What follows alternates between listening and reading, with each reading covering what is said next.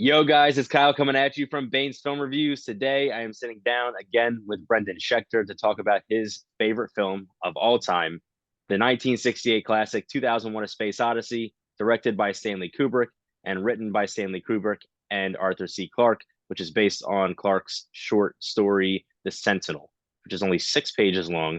But Brendan, thank you so much for doing this. I've been very excited about this. How are we doing today? I'm doing great. Thank you for having me. I'm looking forward to this. I feel like not enough people want to talk to me about this movie because it is a bit confusing, but I'm glad we're going to do this. Yes. So last time we just kind of had a conversation, and I like to think about this as as like a conversation again.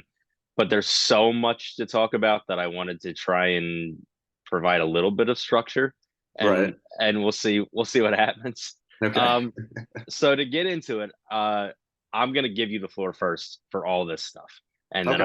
I'm just gonna piggyback off you. Okay. So just like some general impressions on the film as a whole. I just feel like there's no film that is quite like this one. Like, obviously, most of the film, there's not really much going on. But even though there isn't much going on, I feel like this film has influenced more films than any other film ever made. So it's kind of crazy just to think that a lot of people think this movie is so boring, but it's just there's a whole other group of people that think, oh my God, this movie changed everything. So, I mean, I think the biggest takeaway from this movie is it's that just like how it's still relevant. Like, the Barbie trailer that came out, I don't know how long ago it came out now, but Mm, like that's directly influenced by 2001. And it's like you would never think yeah, Barbie, like something like Barbie would be influenced by a movie like 2001. It's right. just, I, and that's why I love it because you never know what you're going to get with the movie. Every time you watch it, you're going to think something different about it. Yeah. So I remember watching this for the first time. I'm trying to think. It's probably been more than or maybe about 10 years. I took a lit into film class and we read The Sentinel and then we watched the movie and thought The Sentinel was okay. It was pretty interesting. And then we got to the movie and I remember hating it. I remember Yeah. sitting through 2.5 hours of this. And I mean, I effectively paid to be there because it was a class I was taking. And Right. I thought, what a waste of time and money. And and I have not watched it since then Oh, wow. until I guess it was 2 days ago now that I watched it again. And I figured, I've been now analyzing film for years and years, and I think I'd have a better appreciation for it. And I'm going to contradict myself. I feel like throughout the course of this, um, I still don't like it, and but I appreciate it so much. I understand that it's a very good movie. It just doesn't do a lot for me. Right. And but again, like you said, it influenced so many movies. Star Wars is one of my favorite, you Right. know, series ever, and it's so obvious the way it influenced Star Wars. Oh, yeah. You don't need to be a genius to figure out. I mean, the spaceships look the same. Yeah. The Exactly. settings look the same. George Lucas must have just watched this and took notes the whole time, and like you got Star Wars out of it. You got Basically. you got Alien from this. You got Blade Runner. All these Every sci-fi massive, movie right? spawns from this. So But even while I don't like it, and I feel like I wasted 2.5 hours when I watched it the other day, um, the cinematography is spectacular. it's amazing. It's so good. The effects are incredible. I read something that they didn't get an Oscar nomination for costume design because they didn't realize that those weren't real monkeys in the beginning. They didn't realize that it was people in a costume that they created. Like they did such a good job that they were overlooked. Yeah. And and then you can't overlook the sound. I mean, the This music's iconic. the music might be my favorite part of the whole movie is obviously Mm, like the term space opera. I feel like everybody associates that with Star Wars, but like this Mm, is the closest thing I think there actually is to a space opera because of the yeah, music. yeah. Yeah, And um, I mean, it opens with just pitch black and music. right. And I read something else that I thought was interesting. The opening score basically tells you the whole story before you watch it. Yeah, And that's I didn't realize that until I read it, but that's pretty true.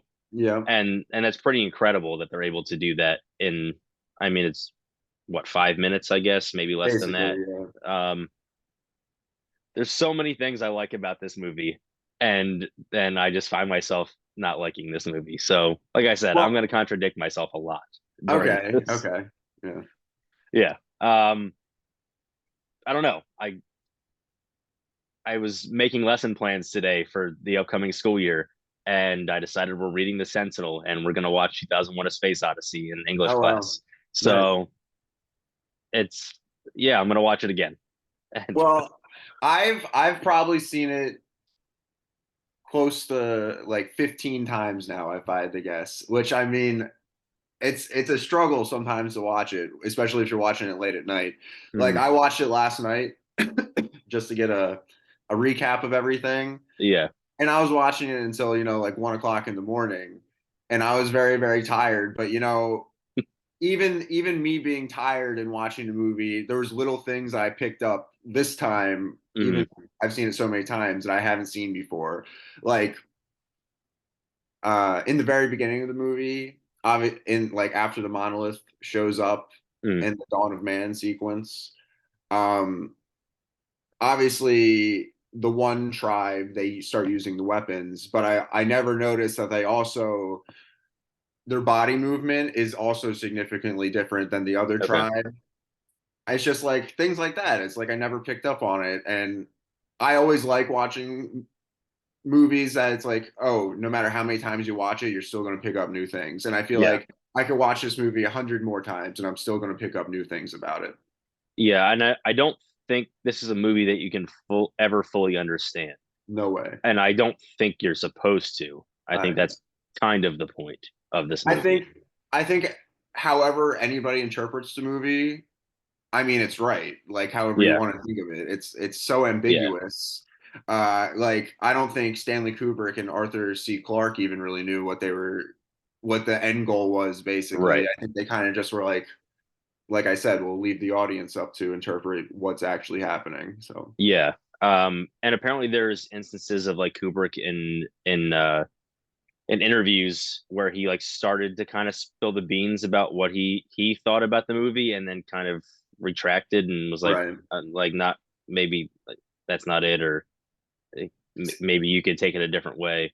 Right, So right, so I think that's a combination of him wanting people to constantly find new ways to appreciate this, and also like you said, maybe he doesn't really know what the the movie's about. right, He knows what right. it's about, but he doesn't know what it's about. Yeah. um and then so you already touched on Dawn of Man, and it's obviously broken up into four sections, and some are more prominent than others, and some, but I think they're like, with the exception of maybe Mission to Moon, which is interesting, my favorite of the four. I think um that's the most underrated part of the movie. I but I also think it's kind of the least important of the whole thing. Right. But so I want to start with Dawn of Man. I want to break them all down.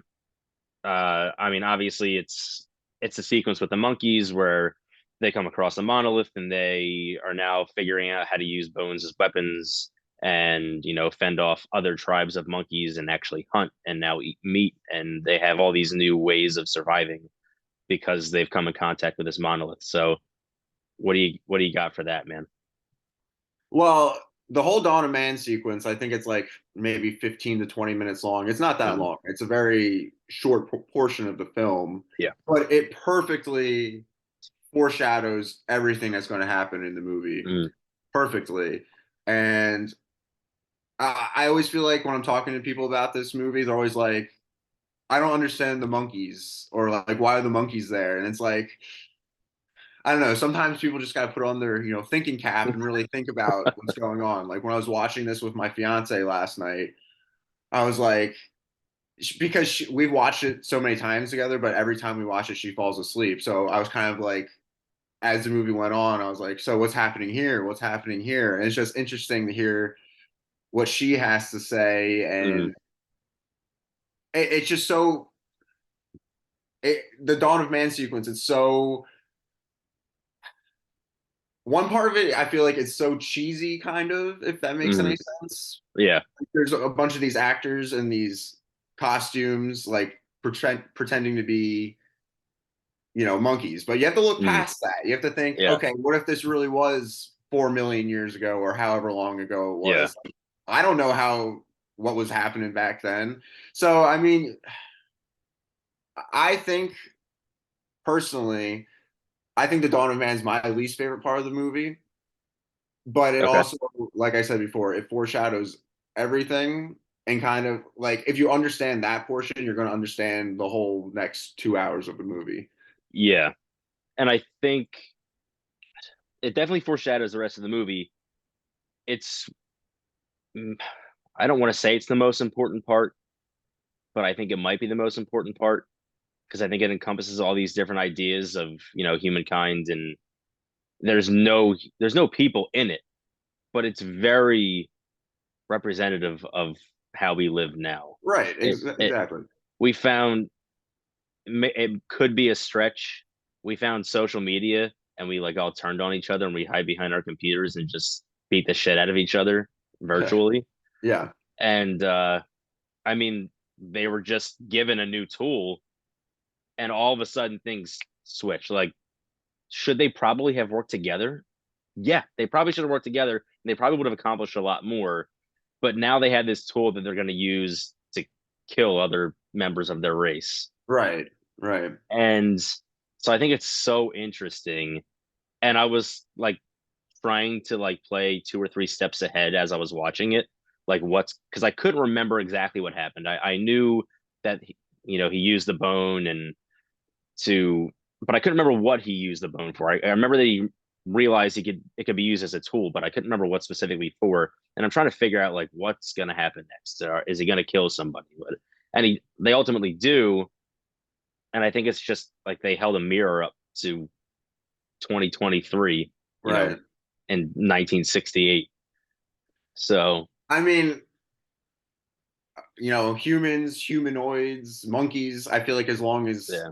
forever, we've all always wanted to kill each other. So I mean, but I just think it's interesting that, like, the monolith. I feel like we should talk about the monolith a little bit Oh because yeah. I mean it's the most prevalent thing throughout the whole movie. But Yes. the monolith, it's such a, it's just a black slab. Hmm.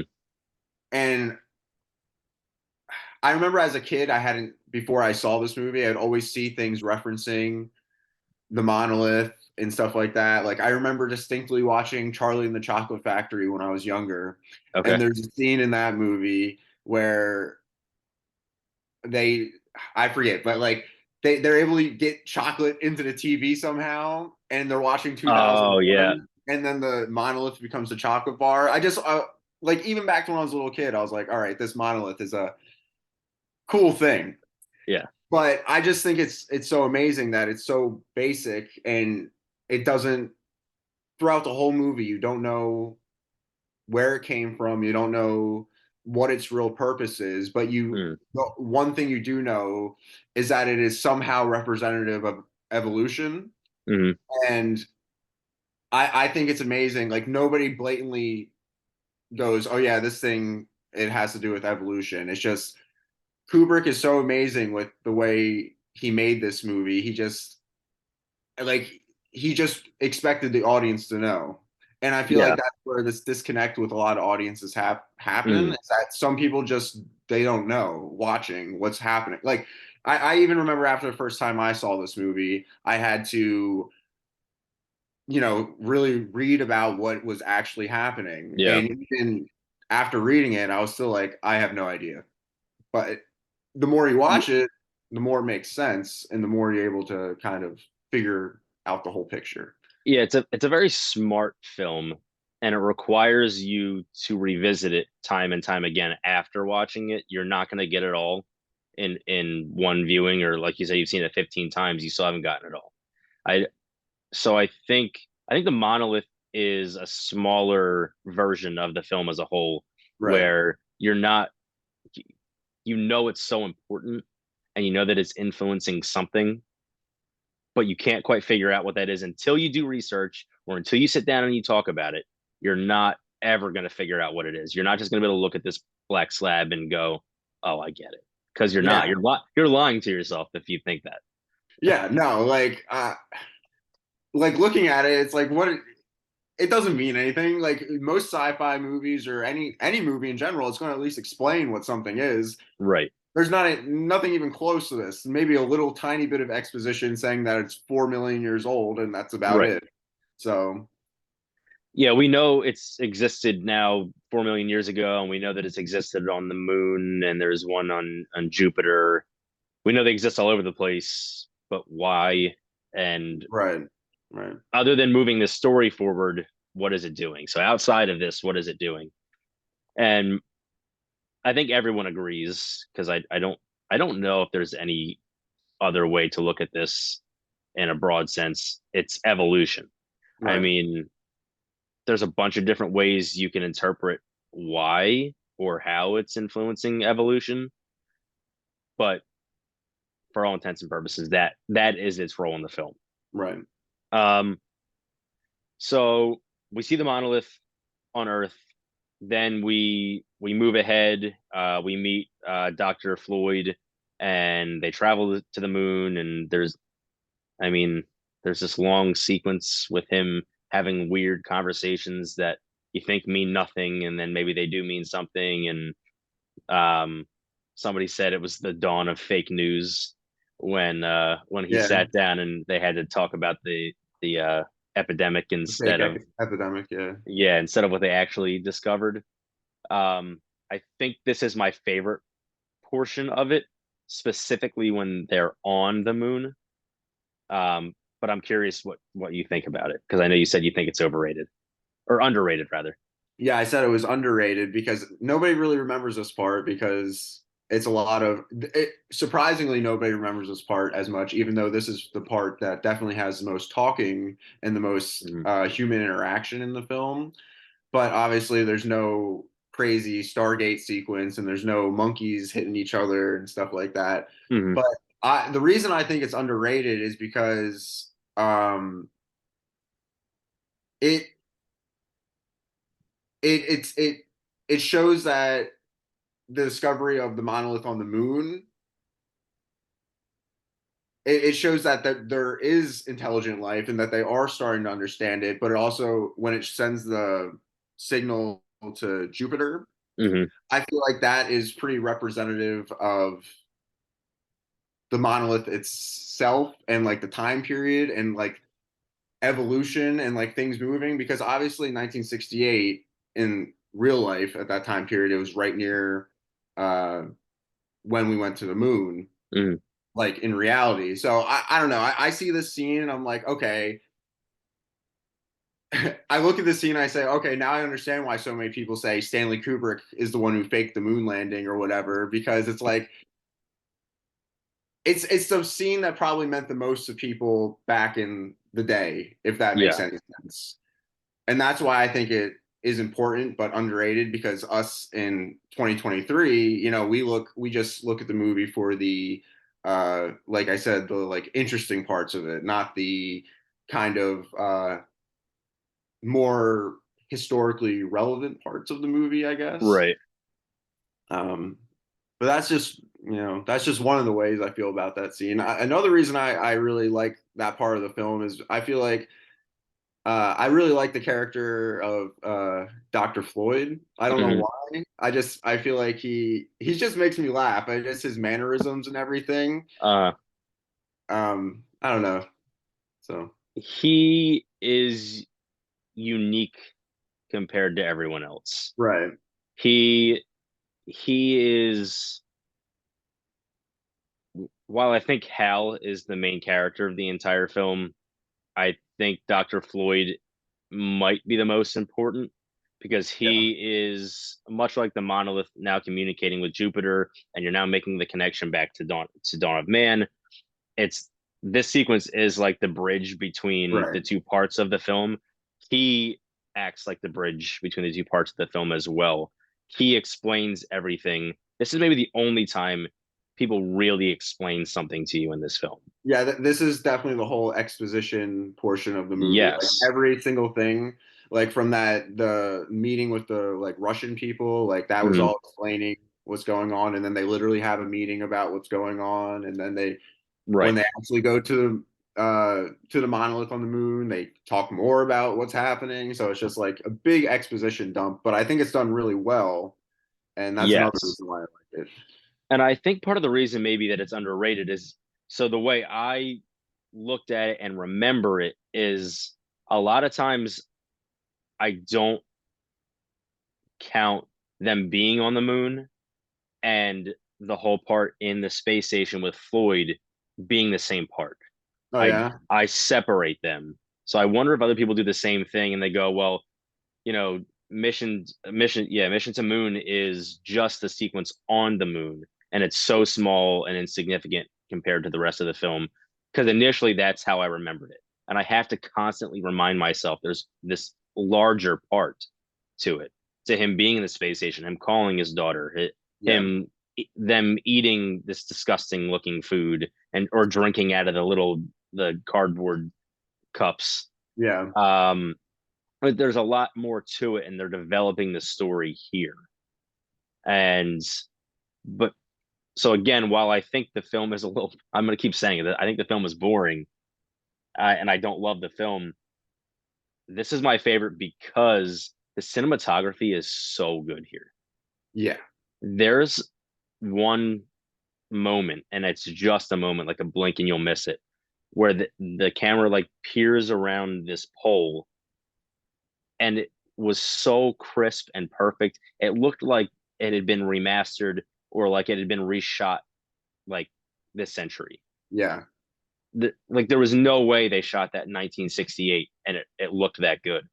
But it was just amazing. And the whole thing is almost that good. But there's this one that caught my eye and I thought, holy shit, this is amazing.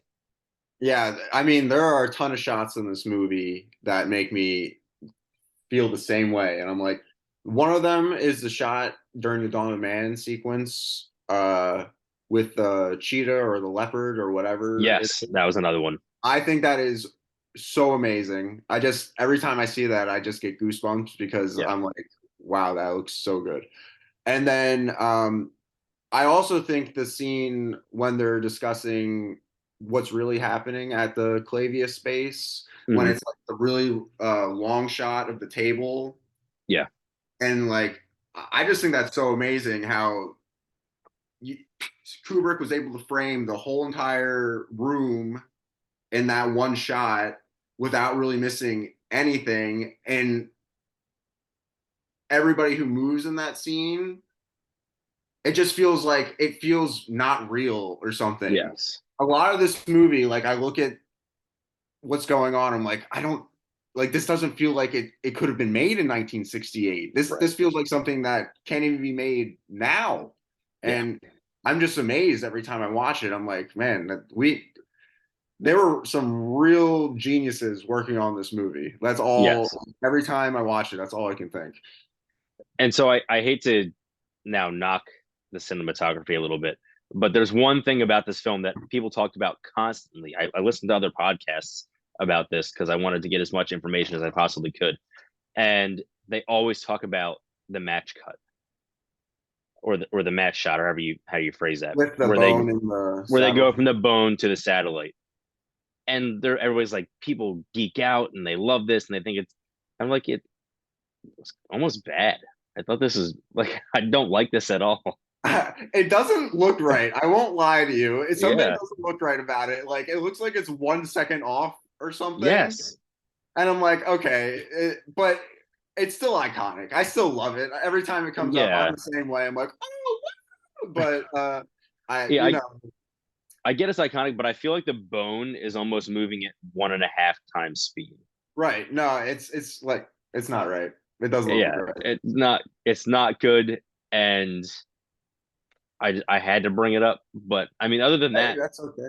it's nearly flawless in terms of cinematography and editing and things like that.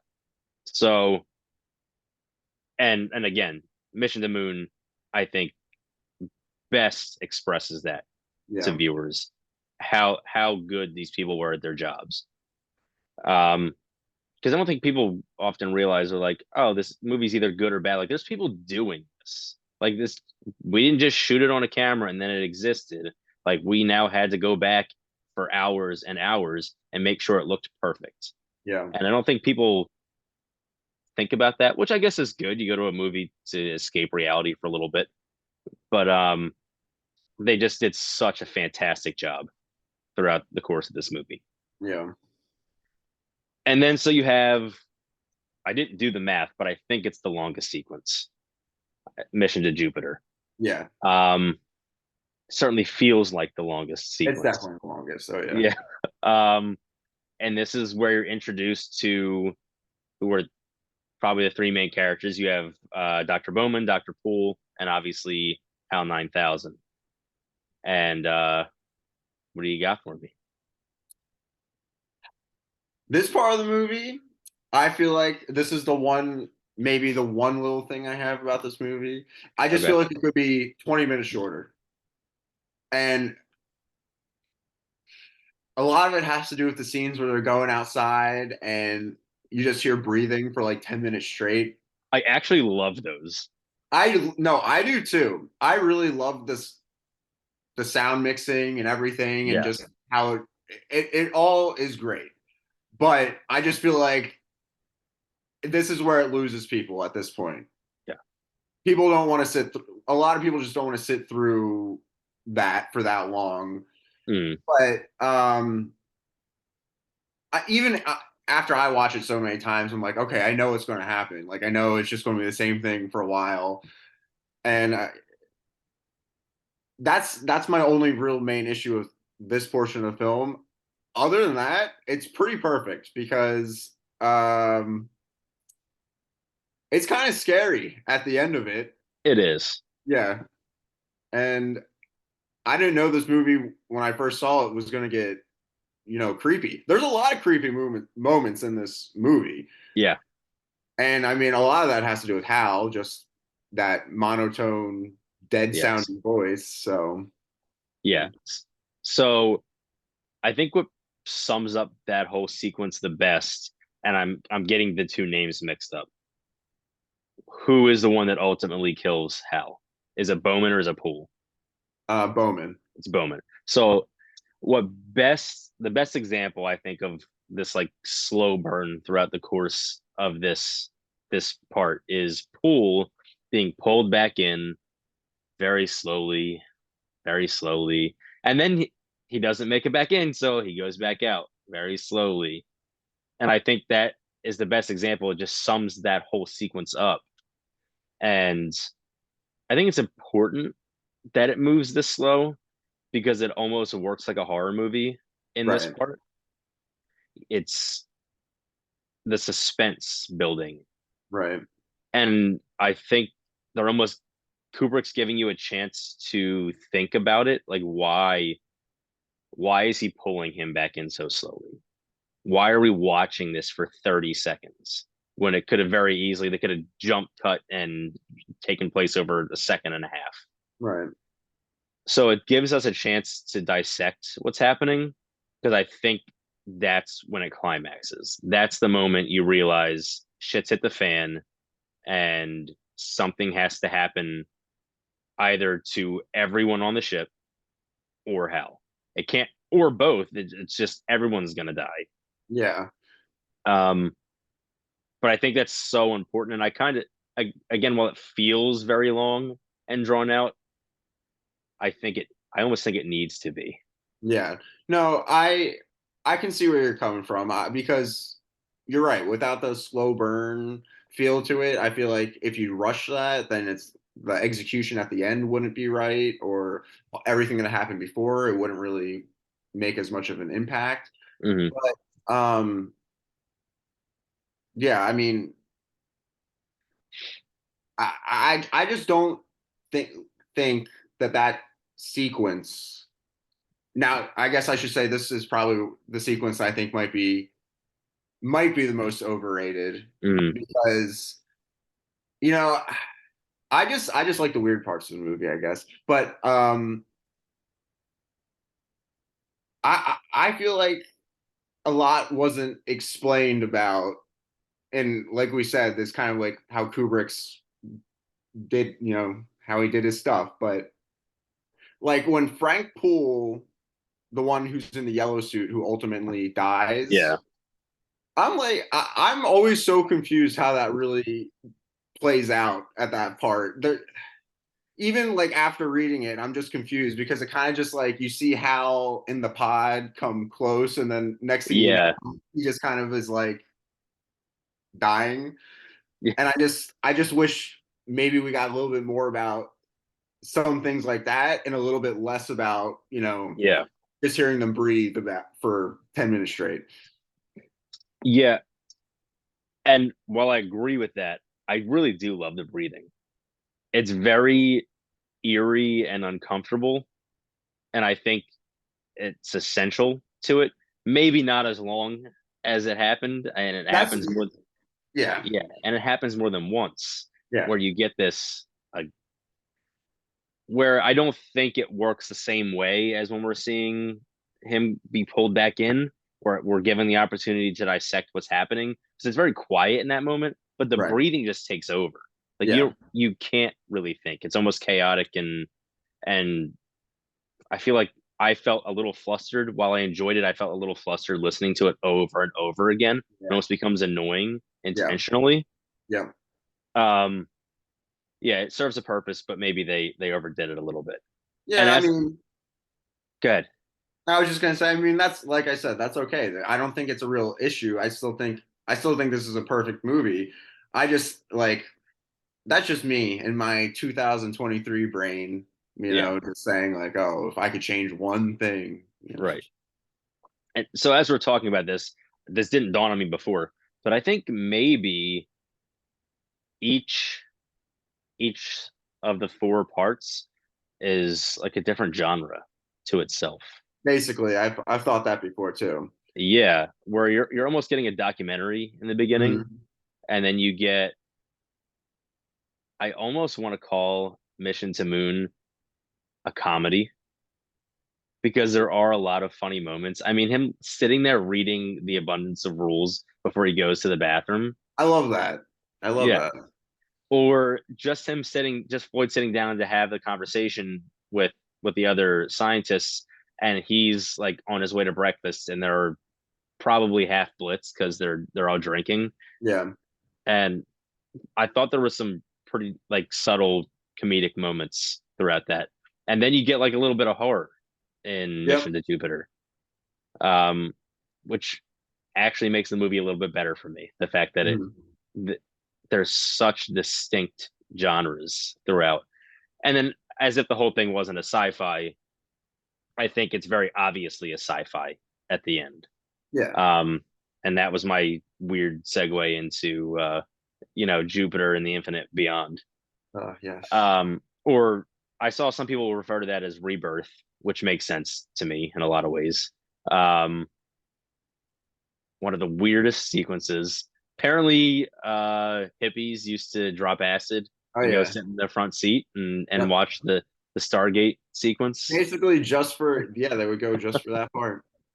Incredible. I know, but So dissect this for me because there's so many things to talk about here.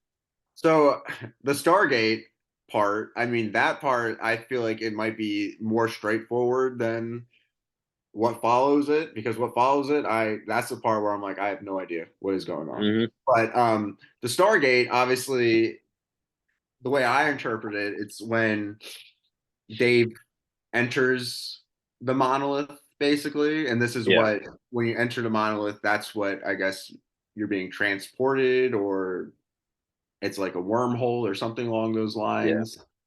Um, but that scene is another scene where I'm like, how, like I don't even get it. I don't, it's so weird, but so like you can't take your eyes off of it. It's always something different. It's obviously just a bunch of colors and landscapes and stuff, but it's like Yeah. it's still mesmerizing. Yes. I'm trying to gather my thoughts because there's a lot of Yeah. things I want to say, and I'm trying to think what to say first. So it's absolutely the most confusing segment of the entire film. Took a got a lot of what the F's throughout that, I'm sure. I'm sure he got that in 1968 when Oh people yeah. watched it for the first time. Um, Here we are in 2023, and I'm still thinking, what the hell just happened? The Stargate is so cool, and I read that they wanted people to have to go back and piece things together, and I think that's the moment when you're able to do that. Right. I think that's the moment you realize. So the monkeys are so afraid to touch it; they're so reluctant to touch it because they don't know what it is, which is fair.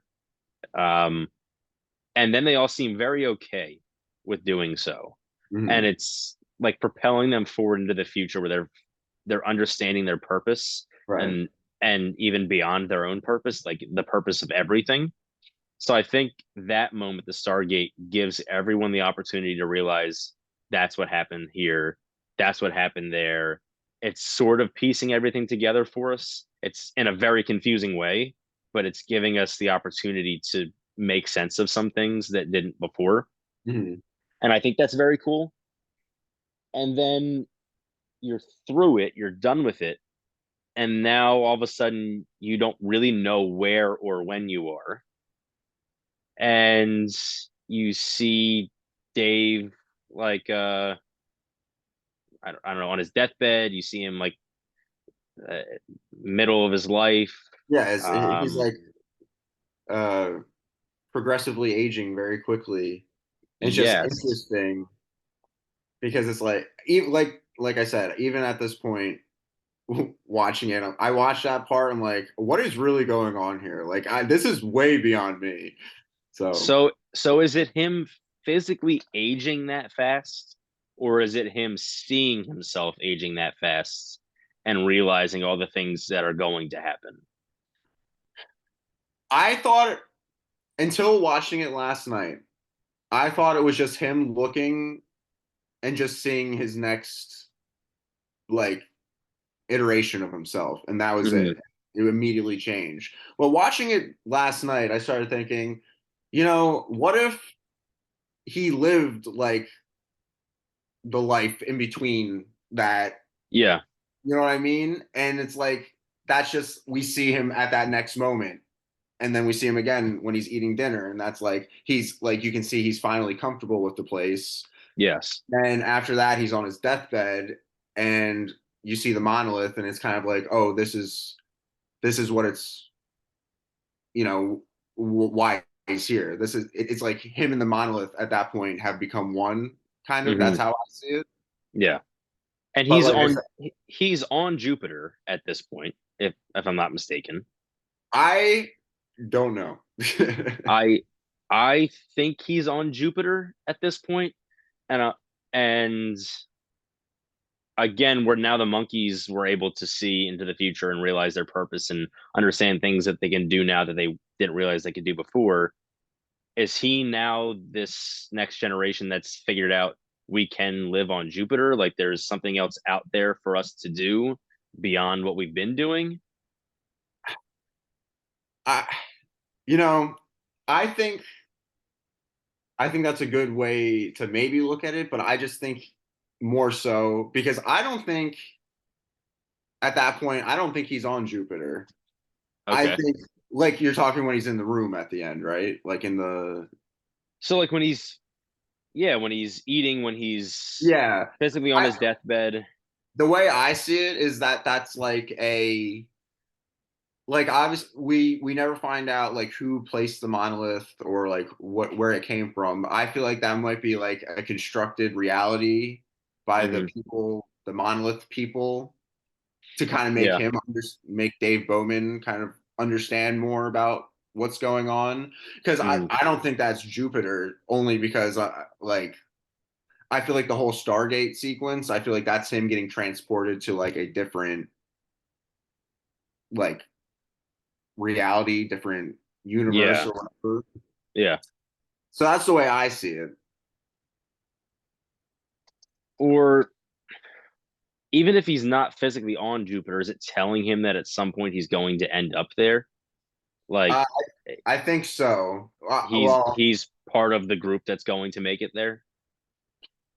yeah, I think it's saying that he's like the first generation of the next step Hmm. in evolution. So Yeah, because I don't think the monolith is physically transporting him anywhere. I think a lot of that is playing out in his head. Um, Similar to, again, going back to the monkeys, where they're not physically transported anywhere, but now all of a sudden they have the realization that they can use this bone for other things. right, It first starts out as, a form of entertainment, but very quickly develops.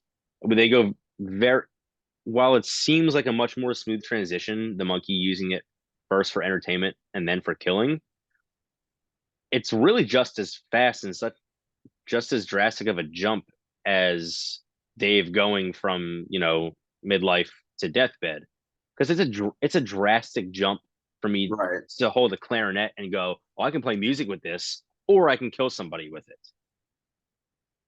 So while I don't think they're physically being, I also don't know if maybe the monkey sequences is actually happening quite as quickly as it is. Like maybe there's a jump there.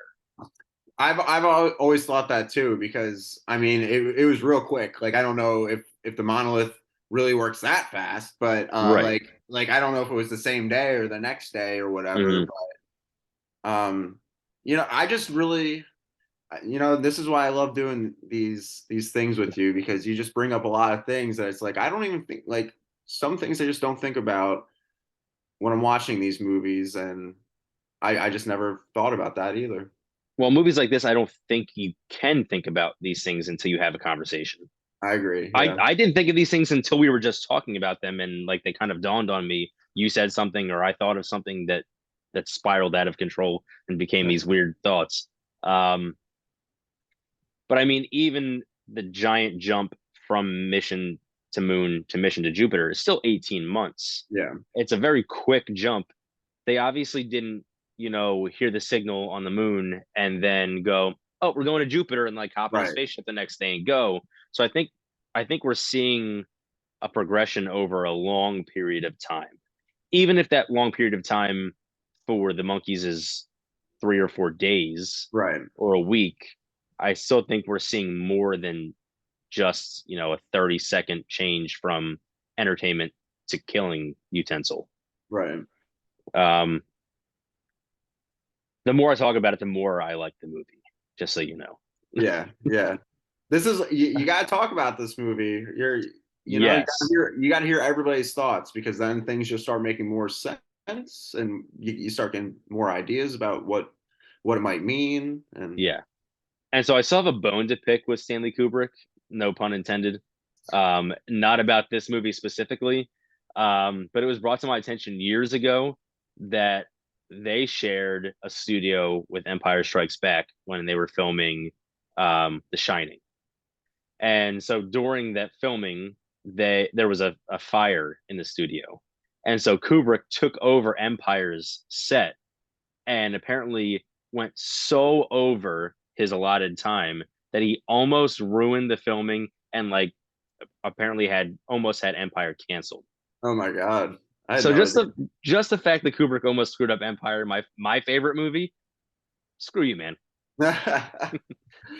So apparently he took the time, like there was a downtime after the studio was on fire where they couldn't do anything, and Right. he kind of regained his thoughts and came up with new ideas for The Shining. So then he needed more time to film. So he just went over what time they gave him, and Empire almost didn't make it as a result. That would have been tragic. That It would have would been have, yeah.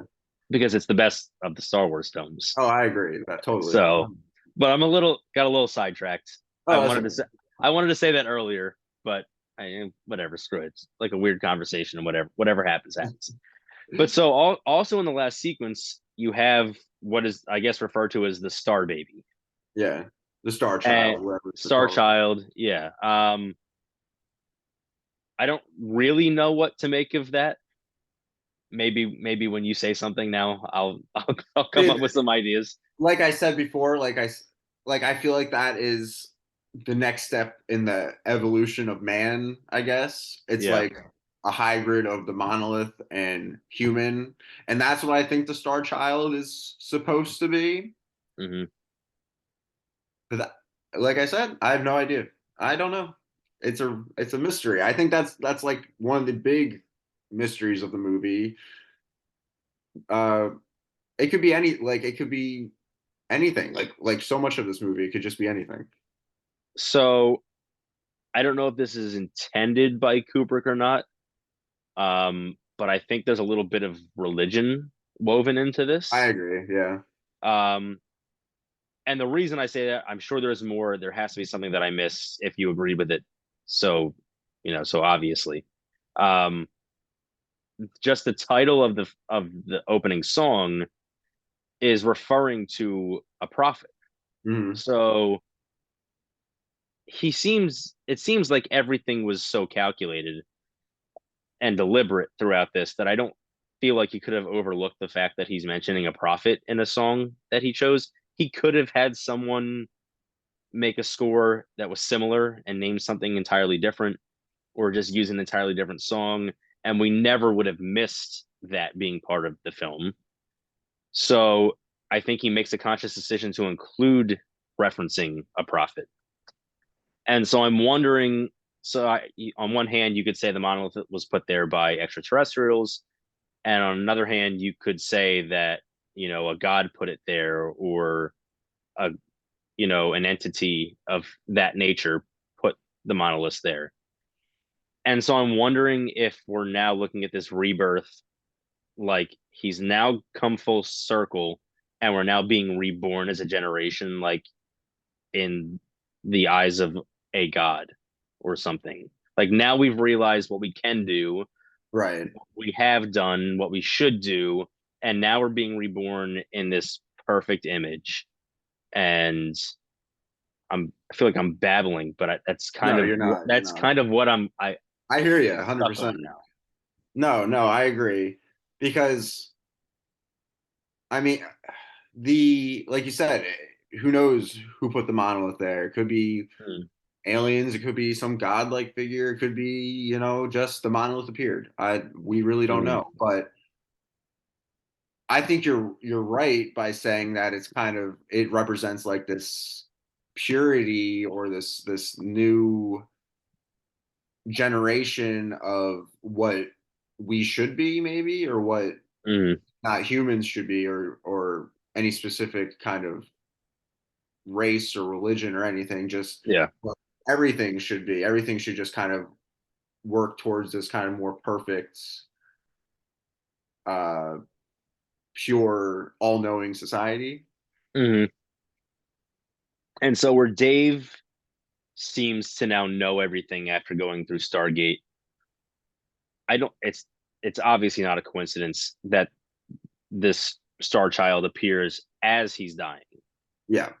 So, and I also don't think it's a coincidence that the baby's eyes are open. I think it's I think they looked at that and said, this is the next generation of we know where we're going. We've After having come in contact with the monolith, whether it was when Dave came in contact with the monolith or if they came in contact with the monolith, because you're assuming at this point decades have passed. So maybe they this new generation came in contact with the monolith years down the lane, Hmm. and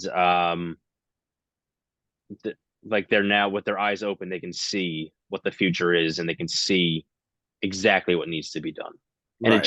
it just ends there. So again, he leaves you to think about what the next step is, because you just have a fetus. You don't even have a fully formed baby yet. Right. Like Well, it's not like you have a child that's realizing these things. You have a fetus at the right. very early stages of life. Well, let me ask you this. Do you think that the Star Child, do you think that is its own thing, or do you think that is like Dave Bowman? It didn't ever cross my mind that it was Dave. It could be. It could just be a metaphor for him being reborn now, knowing these things, like now just being a changed person and Mhm. knowing how to move forward. But I looked at it as he's out now. He's done. Even if it hasn't physically happened yet, it's him seeing how his life will eventually end. This generation is being ushered out, and this new generation is being ushered in.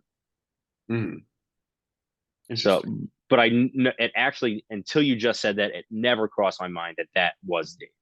Because I don't want to sound like I'm a genius or anything. No, I'm just kidding. But I'm pretty positive that the Star Child is supposed to be like Dave Bowman in Interesting. like a more evolved form. But like what you were saying, like how you need like a society, like something to watch over this like new society, and it's like this is Hmm. like what we're what we're aiming for. I think like what I was saying, where it's like I think it might be a hybrid between Dave Bowman and the monolith. Like Hmm. I think Okay. that's what we're seeing. I think that's what the Star Child represents. Um, and I'm just curious, have you ever seen? I mean, you said this was only like your first time watching this in years, Yeah. but I guess you've never seen 2010. I just found out that existed yesterday. Yeah, So yeah. no, I have not seen it. It is not as good as 2001, but Hmm. I gotta tell you, I really do love that movie too. Okay. It answers like obviously it's not directed by Stanley Kubrick, and Hmm. it's kind of a more conventional movie, but everything we're talking about right now, it answers all those questions basically, which Okay. is like I feel like that's why a lot of people don't like the movie because that's what made 2001 so good is that it was so ambiguous. But Hmm. 2010, it just answers all the questions that you have about everything. And that's, I mean, not to spoil it, but there's a literal scene in that movie where like they're like, yeah, Dave is basically the Star Child. So Interesting. yeah, That also makes it more interesting that they're answering all those questions in that because so Kubrick gave his blessing for them to make this. I for what 2000? to make 2000 was 2010. Yeah, Yeah, he apparently took a phone call from whoever it was that directed it and had like a 3 hour conversation and ultimately gave his blessing for them to make right, this. So you feel like in the 3 hour conversation, you'd probably talk a little bit about, you know, what's actually going to happen in the right, film. right, And he must have been like, you get it, make it. right, Like you get, even though this whole film is very ambiguous and everyone and there's a million different ways to interpret it, maybe this guy, because I feel like it was a director I'd heard of, but I can't remember who it was. Um, but I feel like he must have understood something similar to what Kubrick envisioned when making 2001. If mhm, Kubrick was like, yeah, because so just in reading a little bit about Kubrick, the fact that he destroyed all the props to make sure that people didn't copy it, and he's just like he seemed like a very old school filmmaker. He doesn't seem like the type of person that would just be like, yeah, whatever, make it, right. and like just kind of be okay with anything. And I think it is a good continuation of 2001. I think 2010 is a good continuation of 2001. Mm, But there's obviously some things that are a little bit different that they kind of retcon and change around. But I think you're right. You hit the nail right on the head where it is clearly I think his name was Peter Hyams. I'm not yeah, I 100%. just looked it up. Yeah, that's Yeah. what it said. Um I think he did completely understand 2001. And I think during that conversation that they had, I think Kubrick knew that he understood too, because Yeah. even though it's, like I said, it's completely different. It's a completely different kind of movie, but it Mm, still has that same heart and soul. Like you can tell that okay. it's the same, like it's supposed to be the same story that's being told. Hmm. And it picks up well. Uh, some of the cast is the same, but most of the people returning are or aren't returning. It's different people, but Yeah. um, Bowman's in it again, right? yeah, Keir Dalia, yeah, he, Yeah. yeah. But so I was actually curious what you thought about the casting for that because it's not. I mean, I wasn't alive in 1968, but I don't recognize those names as being like A-listers in Hollywood. Oh yeah, no, they But I basically mean, you have everybody like looks like anybody. yeah, but you have like Lithgow and Scheiter and like all these A-listers or close to A-listers in Hollywood for this second one. Did you feel like that took away from 2010?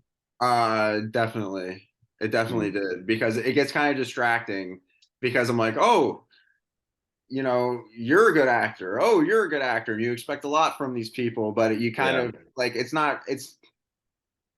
2001 was so good because it's not about like what's going on with the humans. There's so much more going on.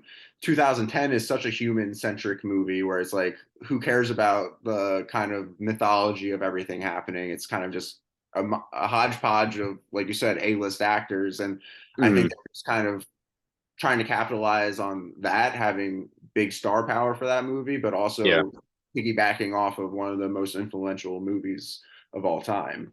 Yeah. Yeah. I feel like I look at that when I watch or even if I go back and think about the first time watching the one that I go back to is Lord of the Rings Fellowship. When I watched it, I was like 12 or 13. And while I mean, a lot of these people were well established in Hollywood, like people knew who Ian McKellen was, people knew who a lot of uh, people knew who Viggo Mortensen was. I didn't know who any of these people were. But had I sat down and watched like Leonardo DiCaprio play Frodo, I'd been like, this doesn't really make sense. Right.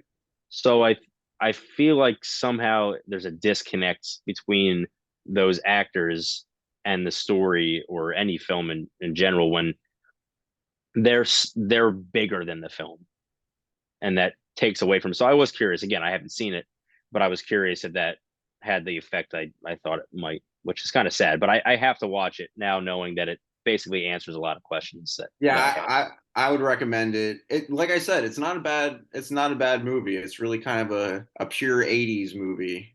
Okay. That's so but Um, it's good. It's good. I I looked it up earlier today to try and find where to watch it. It's not available anywhere, of course. So I'll have to go spend my money on that Yeah, I somewhere. have it And on Blu-ray. That's where I they, watch it. yeah, Yeah. um, yeah, I'll have to find it somewhere and watch it. So this actually wasn't on my list of things to talk about, but I want to talk specifically about Hal and like the emotional aspect of him because I feel like a lot of people feel bad for him as he's being disconnected.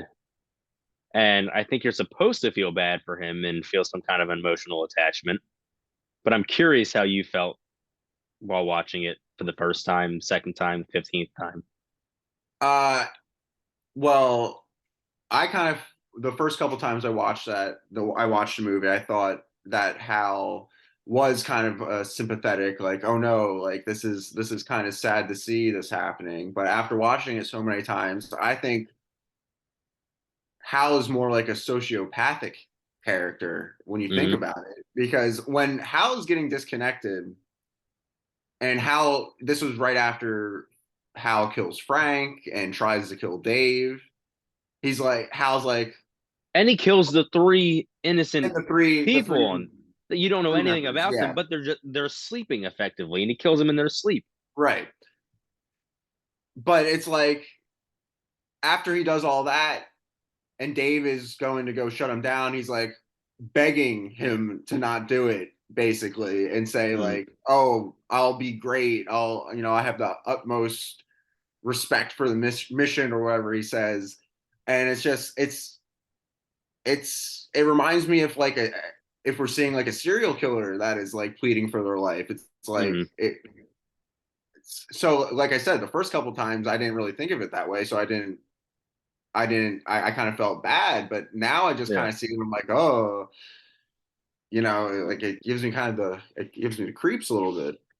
there's the whole part where they talk about whether or not Hal has actual emotions, and he goes, I guess it was Bowman that goes, no one can tell. There's Right. no real answer for that. And you can create a character that like it's an antagonist. He kills people. He's a horrible person, and there's just something relatable about them that you don't want bad things to happen to them. I just watched No Country for Old Men like a week, 2 weeks ago, and was on a podcast for that. Um, Shout out to the Gold Standard because that's a fantastic podcast. But so I watched it for that, and um, have you seen that film? Yeah.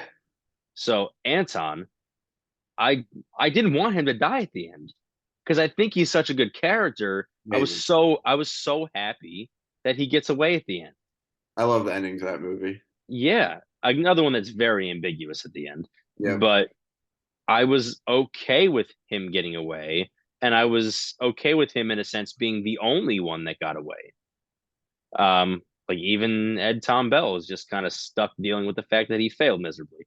Yep. Um, so you can create a character like that and not want bad things to happen to them at the end. I was rooting for Hal that to get unplugged 30 minutes prior. I I don't think he has human emotion, but I think that he knows how to appeal to it. Right. I agree. And I think that like I don't think he's ever actually sad about the idea of being unplugged or being killed. I think he is very goal oriented and Right. knows we need to get to Jupiter and even says to them, you can't comprehend how important this mission is. So only he can comprehend how important it is, and there are no flaws in the system. So I don't look at this human emotion, which is a lot of times considered a flaw in some characters, like and a lot of protagonists that's considered a flaw because Right. it makes them too human and they fail because of it. I actually think it's the opposite. I think he's lacking emotion so much that he is just now trying to get Bowman to stop so that he can accomplish his mission. Yeah. Hmm. And so I never felt the connection to him. I thought it was clever, and I think he's well written. And if he hadn't died, would the story have played out in a more interesting fashion? I don't know. I don't know. I don't know if I can answer that. I I was gonna don't know. say, watch 2010, and you might find out. Okay. Um, but so I just looked at it as him not pleading for his life, but trying to appeal to human emotion and stay alive long enough to accomplish the mission. So I never felt that connection like a lot of people say they feel with him. Mhm. And I don't actually think that's a bad thing.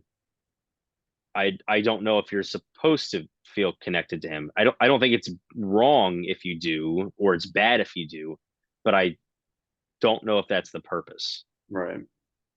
Uh, So, yeah.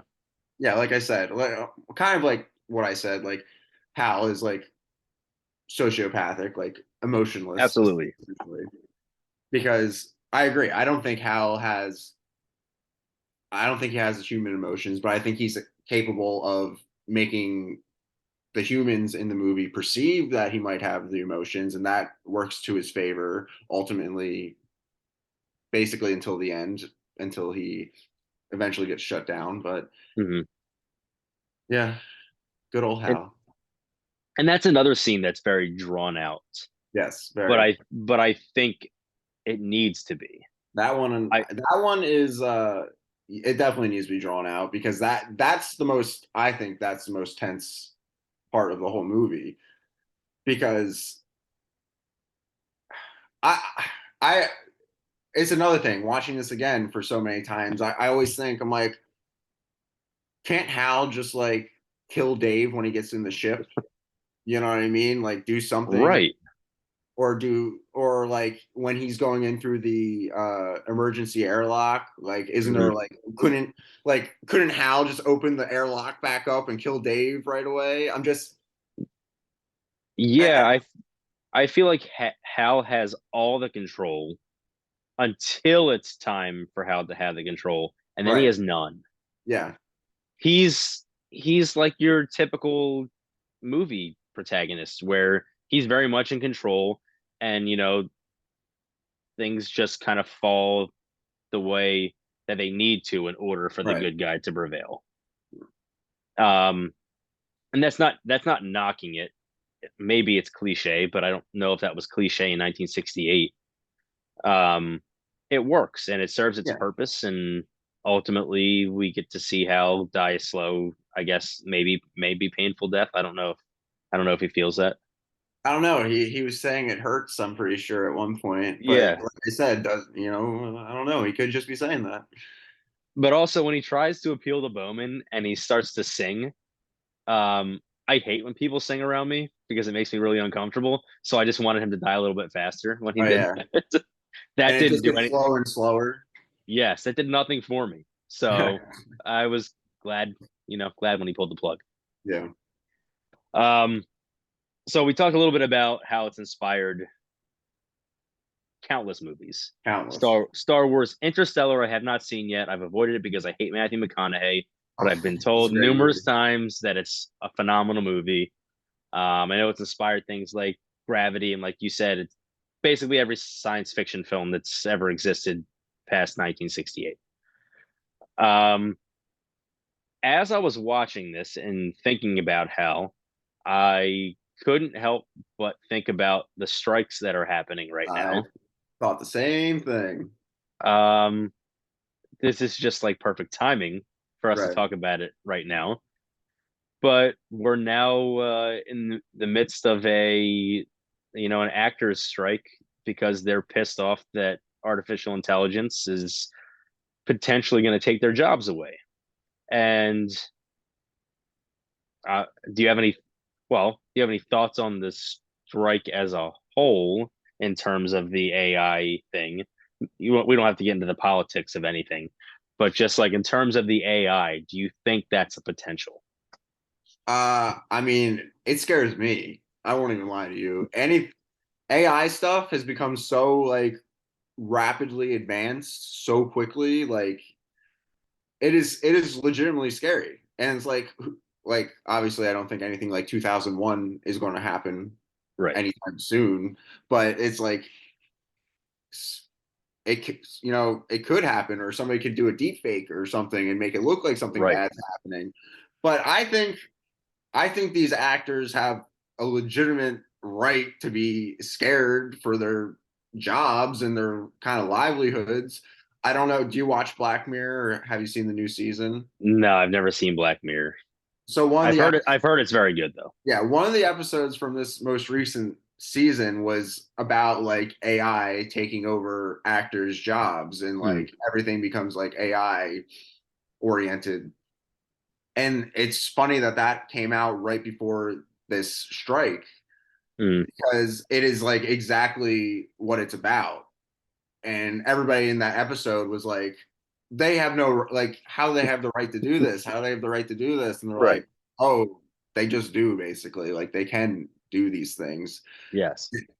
So where the in reality, where these actors are saying like, oh my God, it's going to happen. Like we're not going to have jobs anymore, and we're going to be put to the side. Like I think it's a legitimate possibility, or I mean, it's already happened to an extent. I Mm. Did you see the Flash movie? I love the Flash movie. Okay, yeah, I really liked it too. But I think that's another thing that might have sparked what this strike is ultimately about, because there were so many CGI cameos in that movie, Yes. and I know that rubbed a lot of people the wrong way. So it's just some people are for it, and then some people are like, no way. I can see why people would be frustrated with it, and I can see why they believe there's a potential for AIs to take over. A director friend of mine, his name's Levi. He made a comment the other day that while he gets that like AI is taking over some aspects of Hollywood and filmmaking, um, much like Hal, I don't think that it is ever going to be able to actually, create emotion the way that we need it to. Right. And then somebody said AI will never be able to move an audience, which I don't think is true. People were moved by Hal. Right. People didn't want Hal to die because they thought that he was in pain and he, like humans, had feelings. But I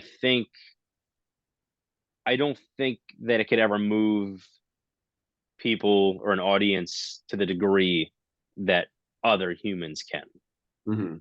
I mean, it's kind of like a dark, messed up comparison, but like if there was a person dying here begging for their life, and there was a robot here dying begging for their life, like which one captures your emotion more? I would imagine the majority would say the person.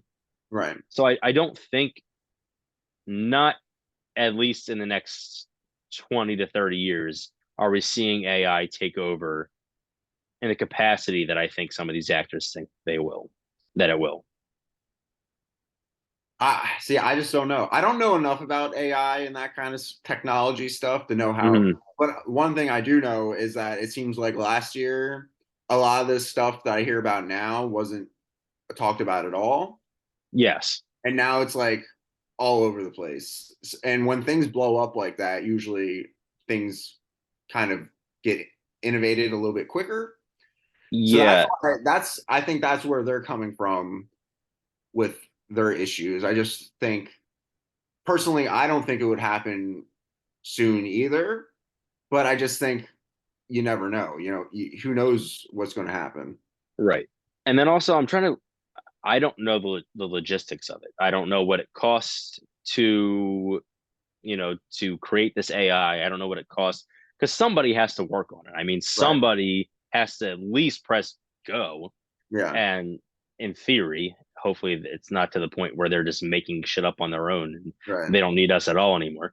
Um, but so like Secret Invasion, Marvel Secret Invasion, the whole opening credit sequence is all produced by AI. Right. And people were bent out of shape about it. And I get it. You took an animator's job for sure. But now aren't there other jobs being created For like that people that are making the AI stuff. they are now making the AI and they're maintaining it. There's fewer jobs. It's like the self checkout at Walmart. Like Exactly. you're now not paying a cashier, but you have to pay somebody to take care of the machine, or you're just not going to have the self checkout either. And I don't know the logistics of it. I don't know what the money looks like. I don't know what it looks like for an actor, for an editor, or an animator, or anything at all. That's just my thoughts. I'm just shooting the shit and Yeah. just thinking about it. But um, I thought it was a really cool and I guess timely comparison that we talked about 2001 this week, considering the strike just started Yeah. I thought, just days ago. yeah. Yeah. I was like, wow, this is good timing to be talking about this movie. Yeah, So yeah. So do you have anything else that you want to add about this film? Because I know that there's a billion more things that we could talk about, and we could go on for hours and hours. I could literally go on for hours and hours, but obviously, that would be a lot. But uh, the only other thing I have to say is I think this movie, if you, so many people watch it once and they say, I'm never watching it again. Just give it a second watch. Even if you don't Mm, like it the second time, then you'll know you don't like it for sure. But yeah, I know so many people that have watched it the second time and have gone, okay, now I understand why this is your favorite movie. Like, yeah. so that's what I gotta say about that. Well, to your point, as I review everything as I watch it, I haven't reviewed this before. I wrote my review and I literally put in the review, I don't think I'll ever watch this again. And that was yesterday. And then today I included it in my lesson plans for this upcoming school year. So I'm a liar. But Liar. so yeah, watch it again. I'm really curious what my 14, 15, 16-year-old students think about this film. Yeah, that's probably how old I was Yeah. when I first saw it. So that it might influence a lot of people in your class. I don't know. I hope so. I Yeah. have a couple in there that I'm hopeful they'll appreciate it. And the majority I think will not like it. Just just to put it in context, I showed Jurassic Park to my kids last year They hated it. They thought it was trash. That's crazy because that movie So is amazing. yeah. So I'm not hopeful that most will like it, but hopefully some will. And then I want to get what out of 10, what do you rate Oh, 2001: A Space Odyssey? it's a 10 out of 10. Not even close. It's my 10 favorite at movie. 10 It's out a of 10 out 10. of 10. Yeah. So I played with this a lot, and I've never given anything a 10, ever, ever, ever. I give a lot of And 10s. I'm generous. I don't know if I ever will, because I feel like one small thing, like even if it's a 9.9 out of 10, it's not a 10. So again, don't love this film. I was bored while I watched it, but as you heard over and over again, there's so many things I appreciate about it. So I ended up giving it a 7.5 out of 10. See, that's not But bad though. that's Like, not bad at all. People look at sevens or seven and a half, and they're like, "Oh, that's bad. Why was this movie so bad?" That's not a bad rating I always at think of all. it, I always think of it like you're in school. Like if you get a Yes. 75%, like I'd be decently happy with getting a 75. You know what I'm Yeah. saying? Yeah. That's like if I hate math, but I get a 75 on a test. That's pretty darn good. Right. Yeah. So there really is a lot to like about this film. Even if you don't like the film as a whole, there's so many pieces that you can take away and go, yeah, this is actually a really well made film. Yes. Yes. So before we wrap up, I have a couple things I want to talk about before. So one, I know I asked you last time, what are some of your favorite films? That's how we ended up on this. But I'm curious, what are some of the better things that you've seen recently? Recently. Oh, hold on. I gotta look at my recent watches real quick. I, Um, I I went through my letterbox like 10 minutes before you got on. I'm going through mine right now. Let's see. Well, tonight I'm seeing Barbie and Oppenheimer, so that should be awesome. I can't wait for that. Um, but recently, I watched Heat for the second time Okay. with Robert De Niro and Al Pacino, and that's pretty good. Never seen it. Yeah, I would recommend that one. Okay. But really, I've been on a bad movie drought. I won't even lie to you. The ones I've been Okay. watching recently, like my most recent watch was the 2015 Fantastic Four, which is like Okay. one of the worst movies I've ever seen in my life. Yeah. Um, I I had such high hopes for that because I think they're all great actors. yeah. Especially so Miles Teller was not up to the level that he is now, Oh but yeah. was already a good actor. Michael B. Jordan, similar, wasn't quite as good then as he is now, but phenomenal actor. And according to Josh Trank, who directed that, he had a director's cut that was significantly different, and he's Yeah. apologized to the public Yeah, I because saw we that. got such a shit version. So Yeah. I'm curious what that looks like. Maybe one day AI will generate that, and we can see his version of it. Um, yeah, but like I said, I've been on a bad movie streak recently. I like The Flash a lot. Um, Nobody else seemed to like it, Loved it. but I Loved did. it. And I also recently saw Crazy Rich Asians. That was very good. Okay. I heard that was very good. That's still on my list. It's back here somewhere. Haven't watched it yet. Yeah. Um, but yeah, so I go on those like bad movie droughts or good movie droughts, and I'm like, what am I doing wrong that I think all of these movies are good or all of these movies are bad? Right. Um, and there were a couple that stood out to me recently. Um, so Flash was on my list of probably top three that I've seen in the last month and a half. I was floored by it. I thought it was fantastic. I loved the cameos. Thought it was a great story. I wish Ezra Miller wasn't what Ezra Miller is, because he's such a good actor and Yeah, he's yeah, such a good Flash. And Grant Gustin's a phenomenal Flash. I think Ezra Miller's as good, yeah. which I think most people wouldn't agree with. Steph, my wife, definitely doesn't agree with that. She loves Grant Gustin, but I also think she would leave me for Grant Gustin. So, Oh, okay. so there's a little bias there. Um, I also saw a movie. I wrote this somewhere. I saw a movie called Death and Ramen. It's with Bobby Lee and Matt Jones. Okay. You know who Matt Jones is? Yeah.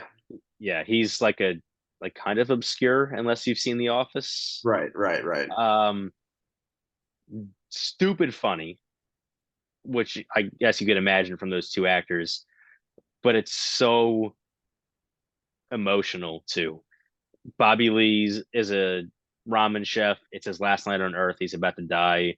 Matt Jones is deaf, and he's coming to take him away. And they decide to spend one last night together on Earth. And it's a short, but it's so good. And then there's a documentary called "To My Father." Troy Kotzer Mm, is the guy that did that one, the guy from Coda, right. and it's all about his father who inspired him to be an actor and just be a better person. And it was at Tribeca last month, and it was just so good. So those are the three that came to mind that really stood out to me when I panned through Letterboxd. Um, but yeah, and is there anything you're looking forward to other than Barbenheimer or whatever they're calling it? Yeah, Barbenheimer. Um, this year has been amazing for movies so far, I Mm-hmm. think. And what's to come is going to be great too. Like I'm so stoked for Dune Part 2. I love the first one. I'm also really, really excited for Killers of the Flower Moon. Me too. I think that's going to be amazing. Um, I'm also really looking forward to Napoleon as well. Yes, that's an interesting casting choice, and I like it. Yeah, it looks like it's going to be really good. I don't know. Yeah. I love Napoleon and learning about. I mean, I was a history Mm, major, so like I okay. was all into that kind of stuff. So I'm looking forward to it. Yeah. The one that keeps standing out is Deadpool, and I'm so bummed that Yeah, they with had to everything going pause on. production Yeah. because they just moved the release date up from like November to May, Oh yeah. and now I think it's going to get pushed back again. Yeah, I think so for So, sure. but yeah, the movies you said I'm looking forward to. The first Dune Part One I watched on my computer screen at work, and I said like you need to watch this on the biggest screen possible. So I'm definitely going to see Dune Part Two in theaters. I'm excited for that. Trying to think like what else I'm super excited for. The new which may be a weird one. The new Disney movie is called Elios, and he's like this kid that has been pulled from Earth and is mistakenly deemed like the representative of Earth. And he's like 6 years old, and he now has to deal with extraterrestrial life from all the corners of the universe. But it looks cool. It looks interesting. So, and I'm a Disney nerd. So, Yeah, you yeah. know, I love Disney, but I feel like they've been shooting some real blanks recently. God, they have been. Yeah. Elemental was fantastic. That should have been on my list for some of the best things, one of the best things I've seen in a long time. That was great. I almost cried a couple times. Oh And yeah. Guardians 3, I didn't cry the first time because the theater was full and I refused to let people see me cry during movies. And when I went back to see it by myself, there was only like four other people in the theater, and I quietly cried by myself at the end of the row numerous times. It was a So great one. I loved Guardians 3. It was good. so good. Another movie that even if just a little bit was inspired by 2001: A Space Odyssey. The spacesuits for Oh yeah. sure were 100%. inspired by 2001. Exactly. Absolutely. I saw that. I'm gonna go, oh shit. Well, yeah, James Gunn watched this movie. And so yeah. But Yeah. Brendan, I want to thank you again for doing this. I want to thank you. And can I just leave you with one thing? Of course. Well, actually two things. I lied. Sure. Um, Definitely watch 2010 Okay. if you want some answers about stuff going on. Yes. And secondly, I would love to do this again if you would be up for it at some point. Absolutely. Yes. You text me, you tell me a movie, or Oh, if I I have a movie in mind. I do. well, what is it? Let's do it. Have you ever heard of Das Boot? I have. I've never seen it. That's what I would like to talk about. Well, let's do it. Ladies and gentlemen, you saw it here first. We're talking about Das Boot next. Oh yeah. Again, I can't thank you enough for doing this. I've been looking forward to this for months. The last couple of days, I've been frantically trying to find everything that I possibly could about 2001 so that you didn't make me look like a dum dum. And I would know. I had a blast. I really Me did. too. This is really fun, really, seriously. Yeah. We'll do it again. I'll shoot you a text and we'll figure out a time. That sounds great. Awesome. I All right. appreciate it. Thank you so much, man. Thank you. Have a good You one. have a good one. Bye.